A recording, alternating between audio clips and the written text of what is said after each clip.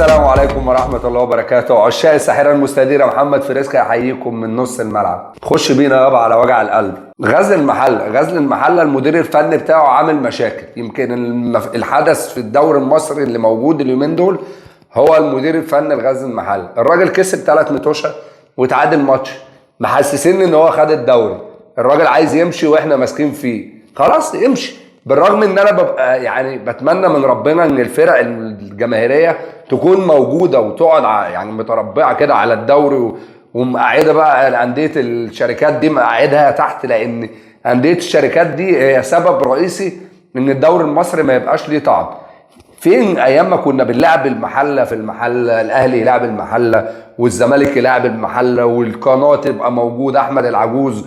فين الدوري ده؟ ليه ما ناخدش مثال من اللي بيحصل في كاس العالم؟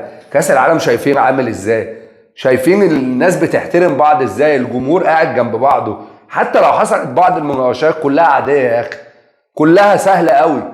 احنا ليه مصعبين الموضوع؟ ليه انت واخد الموضوع على صدرك قوي؟ وان انا بقى يا عم ده الدوري كله بتاعنا ما يجيش ب5 جنيه، ده بيتعمل في العتبه. كلنا عارفين ان الكابتن ايهاب جلال راجل محترم جدا جدا جدا، يعني صاحب خلق ومدرب كبير، لكن بعض الحاجات اللي صدرت او انا ما شفتش، ولكن يقال ان هو رفع الحذاء او شاور للجمهور المصري على الحذاء. فده شيء انا مش عايز امسك المصري، او انا شايف من البدايه ان الجمهور مش عايزني، خلاص ما تولاش المسؤوليه.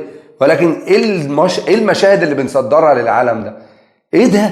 الناس في حته واحنا في حته تانية يا جدعان. قسما بالله قسما بالله يا جدعان، انا حاسس ان احنا قاعدين في كوكب والعالم في كوكب تاني. كاس العالم في حته والناس بتلعب وبتحتفل، وحتى اللي بيخرج بيقول لك انا مبسوط اني لعبت كاس عالم، واحنا بنلعب دوري، وحتى واحنا بنلعبه مش قادرين نستفيد حاجه. طب امتى هنستفيد؟